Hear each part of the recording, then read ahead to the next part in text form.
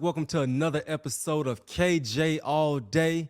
And today we unfortunately don't have my guy G Scott beside me, but today we got a very special guest getting his string work Yeah, right. it's just- You probably seen him on Bleacher Report, you seen him on FS1. Ladies and gentlemen, Jordan Schultz is in the building. Now let me put respect on his name. NFL insider Jordan Schultz is in the building. I usually just tuck mine in, Jordan. yeah, I I was. just That's what I usually do too, but this one's not being very friendly. I got to tell you, KJ, I told you this off camera, but it's more important to say on camera. I've been following and watching for quite some time. So proud of what you've done in such a short period of time. appreciate it, man. Really, really special, and it's not easy to go from Pro Bowl player, Super Bowl champ to radio and Yeah. podcast, and you have to be really committed to it. You can't just do it like Yes. whenever you want. It has to be. It's a what's the word Mm-hmm. I'm looking for? Like it's a real love language. It's not No. easy to do, and it's also Yeah. something that I think is you've Yeah. gotten really good at. So Th- congratulations, and thank you. thanks for having Thank me you. on. Thank you. And you see some guys, I'm a improv type of guy. You see some guys, they go right to the calling games, right to the ESPNs. And you see some guys across the league, they gotta work, gotta work, gotta work. And hey, baby, this my journey. I've been working since Olive Branch, Mississippi. Let's get it. I Well, ain't scared of no work. I know you're not, and I also know that you are quite the basketball player. You've told me this, but I've also heard, I guess, through the grapevine that KJ was quite a good player. You were like really bouncy and athletic in high school, right? You know what they called me, right? You told me this, but I could tell me again. They called me the elevator. I Wow. was I was like elevating and jumping out of the gym. That's what they called me, the elevator. What did you weigh your senior high school? Like 185? I was a buck 80, if that. So you were springy. I got to Mississippi State. I couldn't bench press 225 once. I was like the bar just crushed on my chest. I was like a toothpick. Wow. Were you recruited as a linebacker or a DB or a A linebacker and a defensive end. Yeah, wow. So they yeah. by the time by the time you left Mississippi State, you were like 220, Hell no. I was swole. I was 240. 240? I was a Rocked grown up man. 240? I'm a grown man. Hey, draft this ox right here. I was ready then. I was ready. I love it. But yeah, real quick, Jordan, let me ask you first before we get to the Seahawks, what they about to do, to Jim Harbaugh, what they about to do, to Bill Belichick. Is he going to have a job this year? How in the world do you become an NFL insider? How does that work? How do you become that guy where people share information with you? Well, the number one thing for any insider across any sport, regardless of the NFL or not, is relationships. I mean, Mm-hmm. that is the lifeblood of the business. If you have Yeah. relationships, if you're trustworthy, if you have integrity, that I think starts to separate you. And then like word of mouth, just it becomes a domino effect because ultimately all the insiders in the NFL and the Mm-hmm. NBA, baseball, I mean, generally you're talking to the same people Right. on any given day. Whether it's a team side, the agent side, there's only a certain amount of people. And what I've learned, which really surprised me, KJ, is that the business itself is quite small. You Yes, it ultimately see the is. same people at the same events over and over, and you have Mm-hmm. a lot of the same conversations. And really, it's on you to determine how aggressive to be with Yeah. certain people in certain conversations, and then when to ask, and then Yeah. when to be able to give information back. I think one of the one of the most important factors for me that I didn't realize early on was the giving and receiving of information. Yeah. Because if you just expect to get information, I just don't think that's a sustainable approach. Mm-mm. It'd be like in any job. If you just expect to get things and you're not giving yourself, then it's probably not going to be sustainable. You're not going to have Yeah. success. Yeah. And so for me, what also has been really important is determining um, when not to ask for things and how long in a given relationship, especially a new relationship, Mm-hmm. to expect information in return. You Mm-hmm. know, And I think that's probably the biggest challenge, especially with yeah. new people, is trying to figure out who to ask what and when to ask, or if you even ask. Those are tough conversations internally. Yeah, and when you talk about building relationships, you're talking about with owners, Mhm. general managers, ball players, coaches, like Yeah. with everyone. Scouts, yeah, pro personnel. That- Yeah, And like I used to not go to these events all the time because I've only been doing the truth of the matter is I have been doing a variety of different jobs, as you know, yeah, NBA, yep, NFL, college yep, basketball for yep. a long time, and it was hurting me. I thought it was helping me. It was hurting me because I wasn't able to be identified as a specific thing. Like so, if let's say a story broke, forget if I even got it. Let's say somebody else got it, but Yeah, we need information on how it happened. They're yeah, not going to come to me because now I'm not an NFL insider. I might be like a generalist. And so yeah, I had to really make the decision 2 years ago going into the 2022 free agency cycle that this is what I wanted to do. And that I thought at least cultivated enough relationships where I could mm-hmm. start off. But I think it's definitely a tough endeavor day to day because you're putting in you're putting in a lot of deposits without Yeah, what's the word? You're putting a lot of deposits without the day to day like return.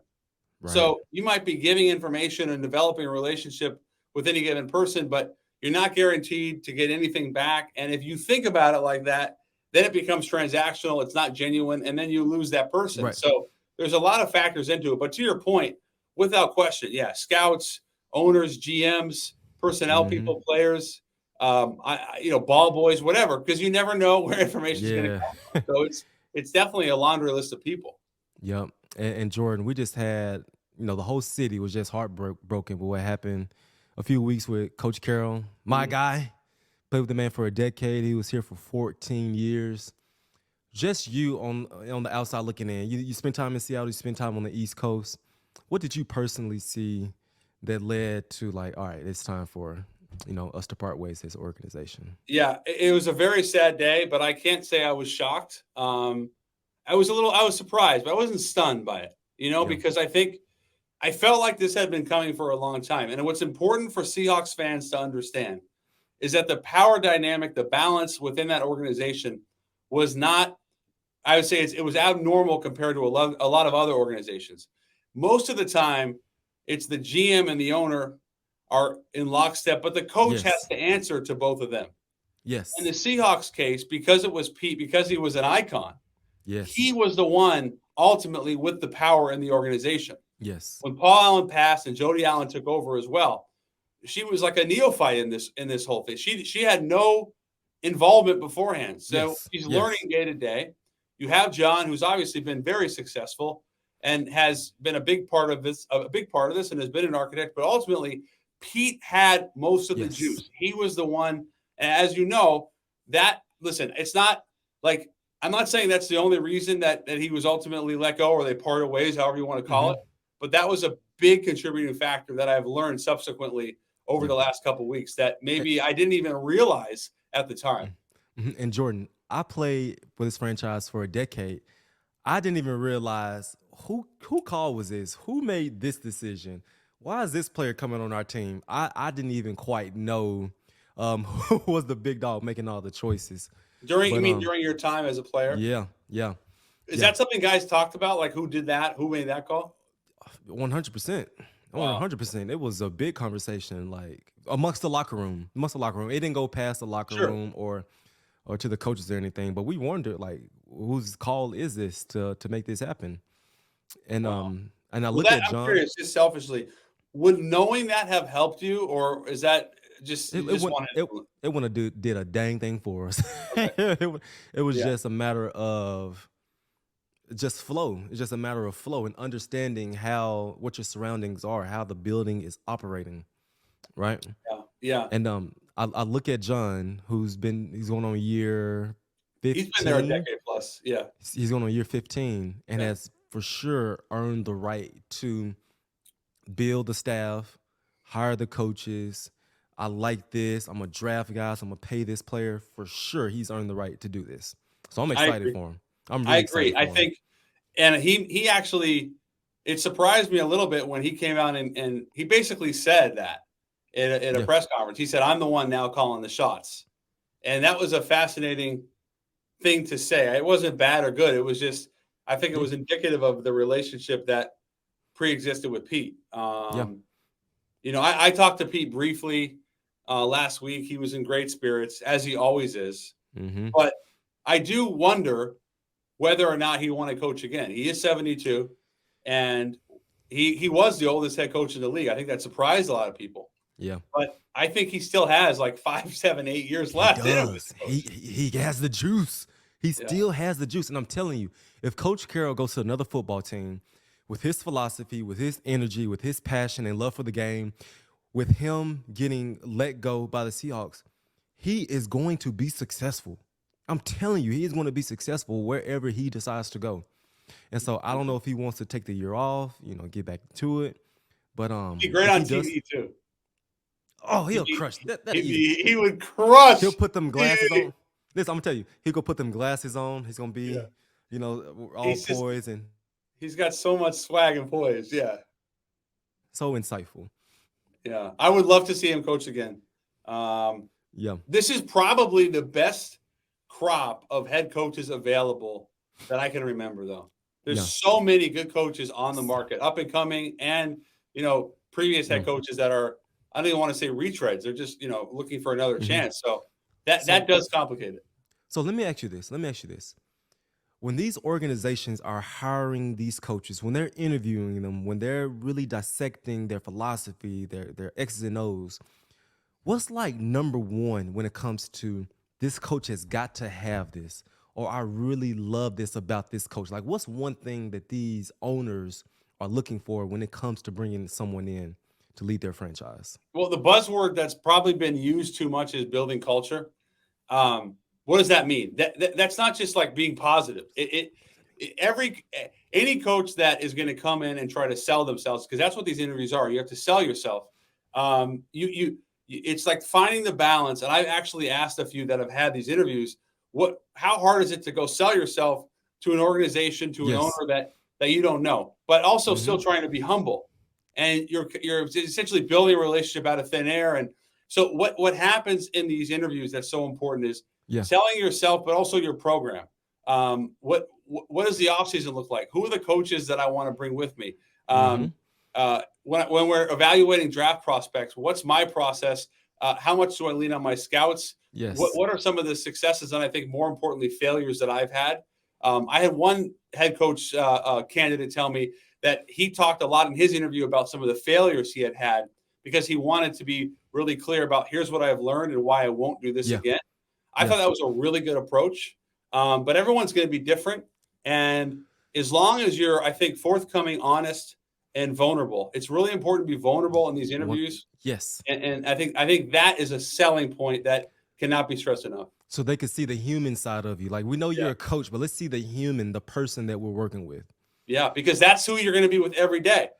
And there's a lot, like there's so much that goes on day to day that I think the fans, even the players might not know about. These conversations that are having, being able to pop into a coach's office and talk 5 minutes about a player or a scheme. You want to be able to have that relatability and again, be vulnerable so that you're not always, you don't want to be the smartest person in the room. You want to be able to say, I know this is a weakness and this is how we can attack that weakness. Mm-hmm. And so you talk about culture building. That's the trendy word. This guy's a culture builder. Mm-hmm. How much are teams looking into the X's and O's?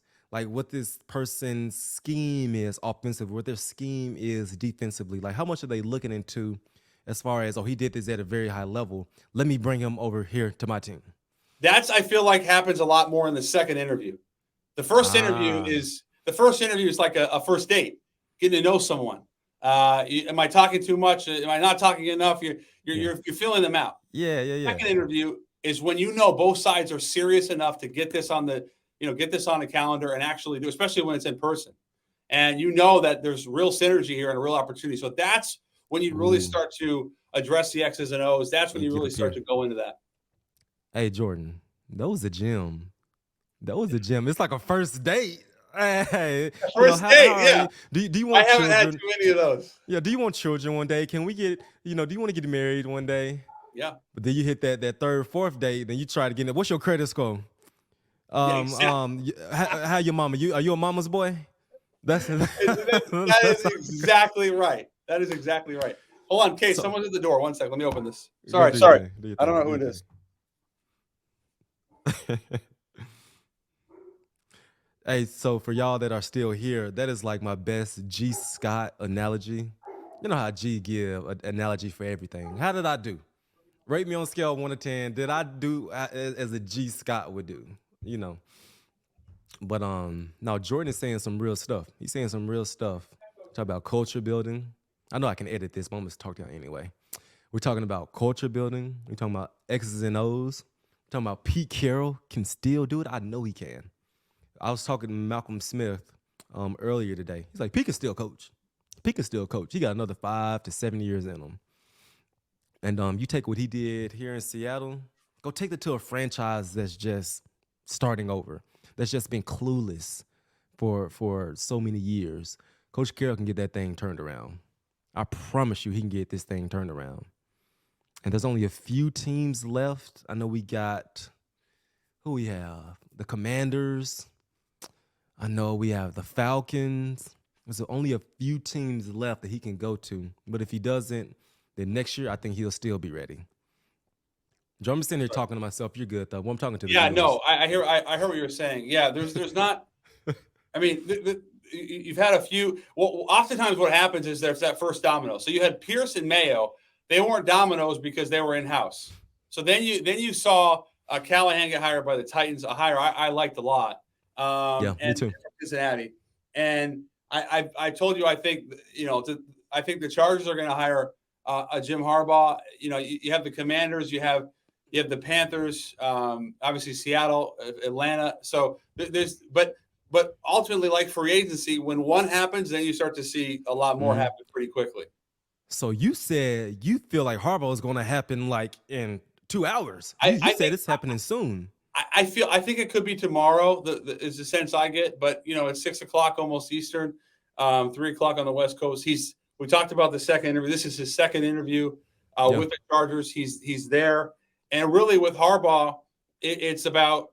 It was my understanding earlier today that they were getting really close, but what now you're talking about is who is he bringing with him? The staff. How much power is he going to have internally? The money's going to be enormous. But yeah, I think Harbaugh is going to be the next coach of the Chargers. Yeah, and me knowing Harbaugh, I'm thinking he's going to want to have some input on free agents, some input on the draft. And Absolutely. so that's a lot of ironing out to do. Absolutely, and you have the connection with Ed Dodds, who's the assistant GM in Indy. How important is that for Harbaugh?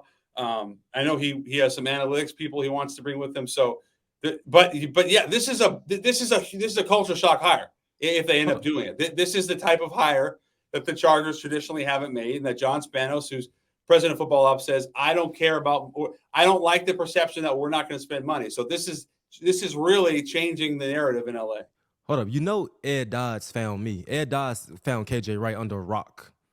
That's like his claim to fame, I had no idea. You saying Ed Dodds has the potential to be the GM? It's possible that he'd be the GM with the Chargers because he and Harbaugh go way back. Yeah. What? Yeah. Listen to me. People, y'all don't know Ed Dodds. Ed Dodds is like a genius. Ed is a genius. He found me. How did he find you? He was a scout? He was a scout for the Seahawks. Wow. And he was a regional scout. He came down. I remember him my junior year. He came down. Hey, he I don't know where he's from, but hey, man, what's up, man? Yeah, he's got a draw to him. Yeah. Yeah. And that's like, he's like, man, I'm fighting for you. I'm really fighting for you. And lo and behold, 4th round, I got drafted. And he is the guy that really scouted me, that said, I want you on this football team. I'm a big Ed Dodds fan. I talked to Ed Dodds not too long ago.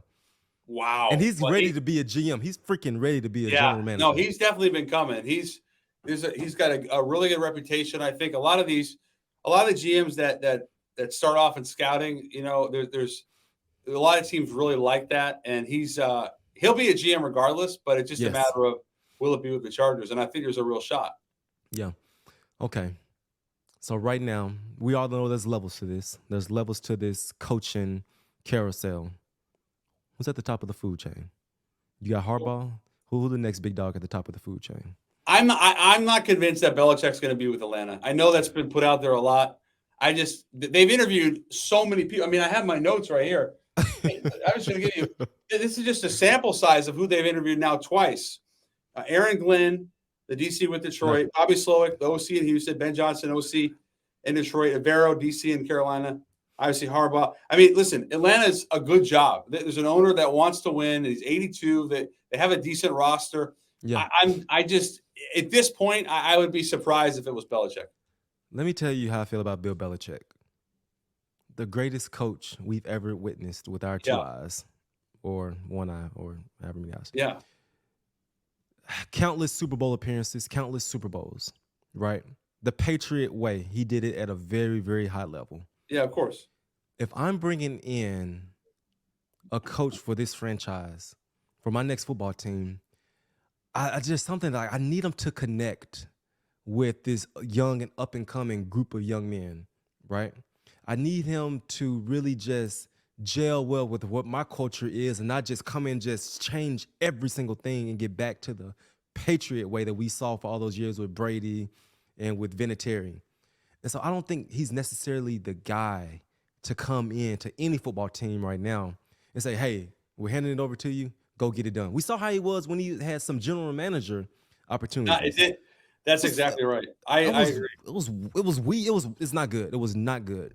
To me, if Belichick is going to continue to coach, he needs to just do that. He needs to coach. I think what we've seen over the last 3 years in New England is that at this point in his career, he's not well suited to be both GM and coach. It's a young man's game. It's already hard enough to do one. Yes. So do what you do best. Coach, get guys better. Obviously, coach the defense especially. But to me, I totally agree. I completely agree. And I don't also like it takes a specific team and owner, because if you're bringing Belichick, it's probably not a 10-year plan or an 8-year plan. And maybe it's 3 years, 5 years. Yeah. It's not bad, but you have to find the right fit. And to me, Atlanta was probably the closest to that, but I just don't feel like it's the right team. Yeah. Yeah. And Jordan, when we look at the timing of what's about to happen here soon, let's just say that Ben Johnson, Detroit Lions, and McDonald, they go to the Super Bowl. Is it possible that we're waiting till, as Seattle fans, or is it possible we're waiting till after the Super Bowl to decide who's our next coach, or do we have to wait till those two guys make their choices and then it'll be a domino effect after that?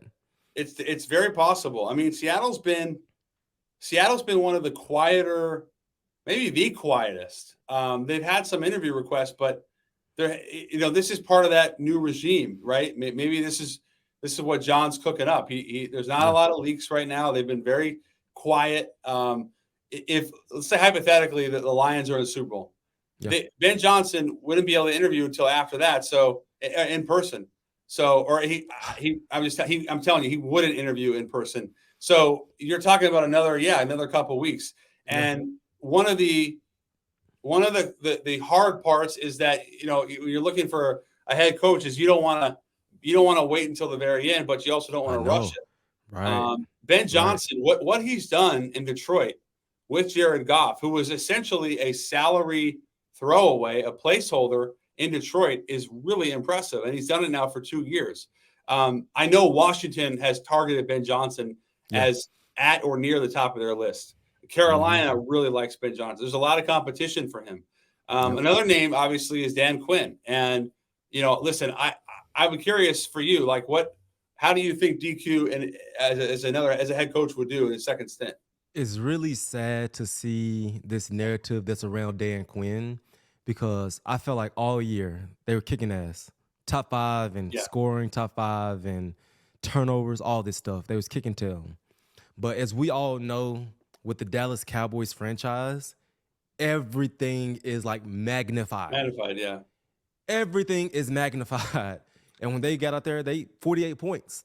Yeah. The practice with 48 points. Yeah. 2 pick sixes, whatever, but they got their ass kicked. And I feel like right now it's left a sour taste in everyone's mouth. Like, God, he didn't get it done. He didn't finish the way that we wanted him to finish. If it was a 21 12 ball game. Come on, DQ. Come to Seattle Seahawks. Yeah, But right it's now, that one game because everyone watched it and it was so depressing. Listen, I'm such a fan of Dan Quinn and his energy, and I think to know Dan Quinn is to love Dan Quinn. He's that kind of person. yeah. Seattle fans. I guess you're in Seattle. Do they feel like Dan Quinn is more the line of a Pete, where he's going to be more defensive and he's not like this young offensive wonderkind? Is that some of the pushback? It's that, and it's also the same philosophy, the same culture. Will he come in talking about competition Wednesday, turnover Thursday, no repeat Friday? They're scared or terrified that it'll be the same message that we've heard for all these years. Right. From the fans, they want scrap, delete, erase. Yeah. They want to start all the way over. Because they feel like DQ is in essence like is like rehiring Pete. Yeah. Okay. According to my co-host, G was like, it's like dating the brother or dating the uncle, someone that's close to the family tree. Yeah, I'll tell you this. I don't think this has been reported, and I was asked to wait until 6 Eastern, I think it was, so I'll probably put it out in the next few minutes. He's interviewing with Seattle on Thursday, Washington on Sunday. And obviously he's been requested. He has 3 other teams too, including Carolina. So so he'll be in Seattle on Thursday for an interview, and I think he excels in that format. His energy is infectious. Yep. And I think he's learned a lot from Dallas, and as you Atlanta. said, they've been the number 1 defense, and they lost Trayvon Diggs, and Deron Bland comes in and has this year. Yeah, and Jordan, they had no linebackers on the football field. Go watch the tape. I know, it's incredible. He had freaking safeties playing linebacker. They was banged up. Yeah, and listen, like I would be surprised. I'm cautiously optimistic that Dan's going to get a job. Selfishly, I would love to see him back in Seattle because, as you can see, I have my Seahawks helmet here. Yeah. I'm from the 206. I grew up loving the Seahawks, and I think he'd be a great hire because his energy is infectious, but he also knows what made Pete so successful. He could come in with a new program, but also implement some of the things that they did in Seattle. Obviously, he's the architect of the Legion of Boom. Exactly. I think he'd be a home run hire, but I know some Seahawks fans don't feel that way. Yeah. All right, Jordan. Hey, before we let you go, we got a player talk real quick. Yeah. We got to see what happens over there in Broncos country. Let's see what happens with Russ, with Sean Payton. Got to see what happens with Russ with contract. If Russ was to leave, right? If he gets released, yeah. Is there a potential suitor in your brain that you could see Russ going to? The team that I would love to see him with the Raiders. I would love to see Russell Wilson with the Raiders because that team is pretty good. They have pieces, and if you get Devontae Adams, Russell Wilson, then I'm not saying they're going to be a Super Bowl favorite, but that elevates them significantly. They just missed the playoffs this year. They obviously, now they have Antonio Pierce, who I thought was a phenomenal hire. Great hire. Great job, Mark Davis. The Raiders haven't had a lot of wins. That was a big win to bring in or to keep Antonio. Yes. I love the idea of Russell Wilson with the Raiders because I think he would take them to another dimension. That division is full of great quarterback play. And that's really the Achilles heel for the Raiders. They haven't had a quarterback, and so I would love to see him with Las Vegas. And you know what else he can do? He could stick it to Sean Payton. And twice a year. Twice a year. Yeah. I mean, you followed my reporting on that. Sean Payton, I thought he handled that so poorly, with such a lack of class. And I don't. My sense, KJ, is that Sean Payton went in there in spite of Russell Wilson. The money was still good. He gets traded. He gets this incredible contract. I don't even think he ever really – he was never invested in Russ. It was never his guy. And as you saw in my report, they beat the Chiefs. He has 3 touchdown passes, and they tell him if you don't defer your $37 million injury guarantee, you're going to be benched. You're going to be inactive. They win 5 in a row, and then they sit him down. And it's an unfortunate circumstance, but I think, I didn't even think about the Sean Payton element. Bro, nothing good comes when you behave like that. Nothing good comes from you as a person, from your teammates, your guys respecting you, the fan base respecting you. Like, people won't forget how you went about and handled business Absolutely. with Russ. People won't forget this. And They're already going to karma's- be at Capel. Okay. Yeah. But the little cap they have, why am I going to go play for Denver when I saw how he just treated his franchise quarterback? If that's how he's treating his quarterback, how he's treating his second string linebacker, you know? You freaking bum! I hate you. Get out of here. You suck. Would that actually, I'm curious, would that if you were a free agent, would that dissuade you potentially from going to Denver? Well, it depends on what the dollar signs say, but if it's close, I'm saying all if things it's being close, equal, if it's close, no, I'm going elsewhere. I'm going elsewhere. Yeah, we see that as athletes. We see how organizations are. I can call my homeboy, hey, Sunshine, Alex Singleton. That's my guy. He play here. Hey, Alex Singleton, yeah, I forgot about that. That's my guy. That's my guy. How you like Sean Payton? What you think about him?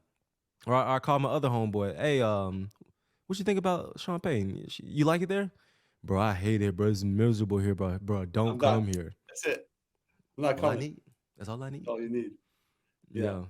Yeah. That's fuck, man. That's I don't feel like that's registered to the Broncos. Like just business as usual. But guys are gonna see that. You know? Yeah. It's not a Jordan, good look. hey, bro. You are the freaking man. Thanks for having me, bro. You are the man. And this Harbaugh news, Pete news, Dan Quinn news is all about to happen soon. Yeah. You agree with me about Belichick? He just needs to coach. Just do that. I don't. Oh, you think he should be GM and coach? No, I don't think he should. I don't see him as a head coach. Okay. I'm saying if he were to come back, if he were forget just the coach, GM heck thing. yeah, we're in agreement there. Coach. Okay. Yeah. Well, I'm so glad to come on, bro. I really appreciate it. No doubt. Are you on to the Super Bowl? I'll be there. Yeah, doing the Radio Row thing. I think for a few days. How about you? I'm coming down there. I'll be out there. Are you going to be recording or just kind of to be determined? We'll see. Okay. Well, I would love to connect, obviously, in Vegas, and if you come to New York, I mean, that's you gotta look me up. I'll call you. All right, buddy. All right, man. Thanks for having me. Hey, thank y'all for joining us. We'll see you next time, Jordan. All right, brother.